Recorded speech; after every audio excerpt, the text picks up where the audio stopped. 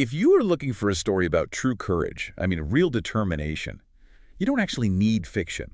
You just need the story of Nelson Mandela. Right. His life is probably one of the most important lessons in history about standing up for what's right, no matter what it costs you personally. So today what we're going to do is unpack how one person really dedicated his entire life to fighting a massive unfair system and, well, change the destiny of a whole country. And to understand Mandela, you first have to understand what he was fighting against. We have to start there. Exactly. You have to understand apartheid. And this wasn't just, segregation. It was a total government structure. That's the heart of it. Apartheid is an Afrikaans word, and it literally means separateness. It was a formal, legal system of racial segregation in South Africa that was officially put into law in 1948. And it was designed for one primary, really cruel purpose, wasn't it? Yeah, to keep all political power and all the economic wealth with a small white minority. Leaving everyone else, especially the huge majority of black South Africans, completely powerless. Precisely. It was a deliberate top-down strategy to marginalize and control. So let's go back to the beginning. Nelson Mandela was born on July 18, 1918, in a pretty small village called Mvezo. Right, and his background wasn't what you'd call typical for a revolutionary. His father was a local leader, a counselor to the Thembu king. So he was around governance and responsibility from a very young age. Exactly, but what's really interesting is that even with that background, he was the first person in his entire family to go to a formal school. And that's where a teacher gave him the English name Nelson, right? Which was a pretty common custom back then. It was. And after his father died, he was raised by a powerful regent, which sort of further prepared him for a life of leadership. But it was when he moved to the big cities like Johannesburg that the reality of this system really hit him. That's when it became real. He saw firsthand that the world was just fundamentally divided by these incredibly unfair rules based only on skin color. And these weren't subtle rules. The laws of apartheid were just suffocating. You mentioned classification. How deep did that go? Oh, it meant everything. The government classified every single person into a racial group. White, black, colored, and Indian. And that label decided your whole life. Your whole life. It determined where you could live, what job you could have, and if you had any political rights at all. Black South Africans were legally denied the right to vote. Period. And in everyday life, everything was separate. Parks, beaches, hospitals, buses. Everything. So races could not mix, and black people were forced to live in specific areas, these townships, often really far from their jobs in the cities. Which just made life incredibly difficult and expensive by design. Absolutely. It was a daily struggle built into the law. So seeing all this, Mandela decided he had to act. In 1944, he joins the African National Congress, the ANC. Right, a group fighting for equal rights for all South Africans. And he immediately became this dynamic force within it. He helped start the ANC's Youth League. Pushing them to be bolder, more active. Yes, arguing for mass protests, civil disobedience, things that would force the government to pay attention. He also fought in the legal system.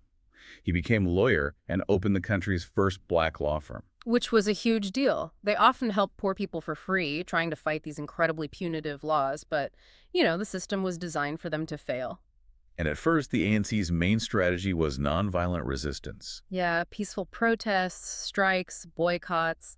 They were trying to change the system from within, peacefully. A key part of that was the fight against the passbooks. Now, these were the ultimate symbol of control, right? What exactly were they? They were the government's main tool of control. A passbook was a document every black person over 16 had to carry. All the time. So it's not just an ID card. No. It was a mobile leash. It dictated where you could travel, where you could work, where you could live. If you were caught without it, or if it wasn't in order, you were arrested on the spot.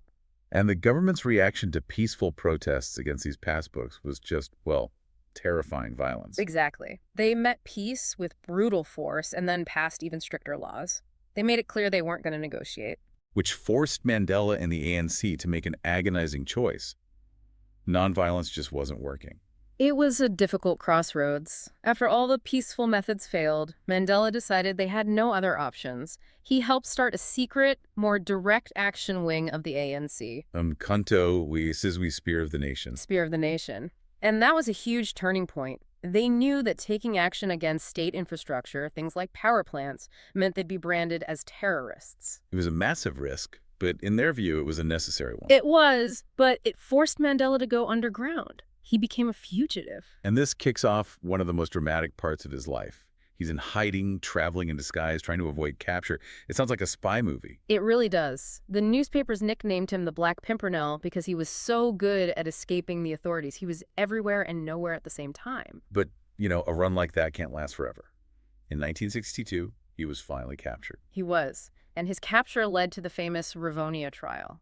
This wasn't just a trial, it was his chance to speak to the world. And he took that chance. He used the courtroom that was meant to condemn him as his own political stage. He gave a 4-hour speech from the dock explaining his fight for a democratic and free society. And he ended it with that famous line where he said he was prepared to die for that ideal. He said it right to the judge's face. An incredible act of defiance. The judge sentenced him and the other leaders to life in prison. To many, it felt like the movement was crushed. But that speech, it went global. It turned him from a local leader into a worldwide icon of resistance. And then came prison.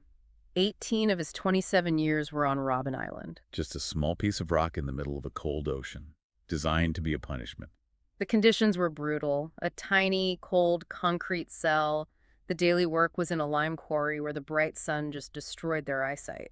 But even there, he didn't stop being a leader, did he? Not for a second. He stayed disciplined, exercised, but more importantly, he taught other prisoners history and politics. They called it Mandela's University. So he used his confinement as a tool. He kept the movement alive, even behind prison walls. And while the government tried to keep him hidden, the world started paying attention. Yeah, the global movement for his freedom just exploded in the 70s and 80s. You had world leaders, famous musicians, artists, all demanding his release. And the pressure became economic too. Countries started putting sanctions on South Africa, refusing to trade with them. And the cultural boycott was huge. South African sports teams were banned from the Olympics, from the Rugby World Cup. For a sports-obsessed country, that was a massive deal. It was. The slogan, "Free Nelson Mandela," was everywhere. The international pressure just became too much for the government to ignore. They realized that keeping him in prison was becoming more costly than letting him go. By the late 80s, yeah, they knew they had to change. The new president, F.W. de Klerk, started secret meetings with Mandela. And then, the moment so many people thought would never happen, February 11th, 1990. Nelson Mandela walks out of prison a free man after almost 3 decades. The images are just incredible. And his first words, what's so remarkable is there's no anger. None. No desire for revenge against the people who locked him up for 27 years. Instead, he immediately started talking about peace and about black and white people working together to build a new country. And things moved fast after that. In 1993, he and President de Klerk shared the Nobel Peace Prize for working together to end apartheid. Which sets the stage for the most important moment of all, the 1994 election. South Africa's very first democratic election where everyone of every race could vote. Millions of people stood in line for hours just to cast their first ballot. Imagine that feeling. It must have been unbelievable. And of course, Mandela was elected as the first black president of South Africa. As president, he focused on really practical things: building houses, providing clean water, improving schools, and health care for the poor majority. And he set this amazing example by only serving 1 term, stepping down voluntarily. A rare thing. But his biggest challenge wasn't policy, it was healing the nation. Many people feared a civil war. To prevent that, he did something politically brilliant. He created the Truth and Reconciliation Commission, the TRC. So instead of revenge, it was about truth. Exactly. It allowed victims to tell their stories and for perpetrators to ask for forgiveness in public in exchange for amnesty. It was about healing, not just punishment. And he led by example, the most famous moment being the 1995 Rugby World Cup. Right, rugby was the symbol of white power. The Springbok jersey was a symbol of oppression for many. And he walks out onto the field wearing it. An incredible political risk. A huge risk, but he did it to show he was the president for everyone. He used that one moment, that one symbol, to unite the entire country. And that focus on reconciliation, on forgiveness, is what allowed South Africa to become the Rainbow Nation. It prevented the civil war so many feared. Mandela retired in 2004 and passed away in 2013 at the age of 95. His legacy is just this powerful example of what one person can do. He proved that determination, combined with a willingness to forgive, can actually change the world. Absolutely. And his message of equality and human rights is still so vital today. It shows us that the fight for justice needs courage, yes, but it also needs incredible wisdom once you've won. The toughest fight, isn't always for freedom. It's for peace after freedom is won. Good luck with your studies.